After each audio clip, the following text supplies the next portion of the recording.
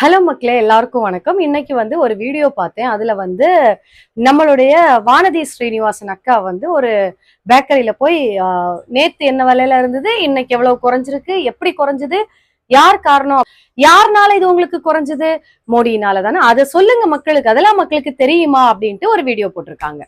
வாழ்த்துக்கள் அக்கா. இதெல்லாம் சொல்ல தெரிஞ்ச உங்களுக்கு ஜிஎஸ்டிய முதலா யாரு கொண்டு வந்தா அப்படிங்கறத ஏக்கா சொல்ல மறந்துட்டீங்களா இல்ல மறைச்சிட்டீங்களா? ஜிஎஸ்டி அப்படிங்கிற ஒரு விஷயத்த கொண்டு வரணும்னு ட்ரை பண்ணதே உங்க பிஜேபியும் திரு அடல் பிஹாரி வாஜ்பாய் அவர்கள் தான் முதல்ல இந்த ஜிஎஸ்டிய கொண்டு வரணும் அப்படின்னு பேசினவர். ஆனா அதை இம்ப்ளிமெண்ட் பண்ணது யாரு அப்படின்னா இன்னைக்கு இந்தியாவுல பிரதமரா இருக்கக்கூடிய திரு மோடி அவர்கள் ஜூலை 1ஆம் தேதி 2017 வருஷம் அப்ப நிதியமைச்சரா இருந்த அருண் ஜெட்லி இவங்கதான் இந்த ஜிஎஸ்டிய இந்தியாக்குள்ள கொண்டு வராங்க. சரியா? யாரு குறைச்சாங்கிறத கேக்குற வானதி அக்கா, யார் கொண்டு வந்தாங்கிறதையும் கூட சேர்த்து கேட்டீங்கன்னா தானே நல்லா இருக்கும்.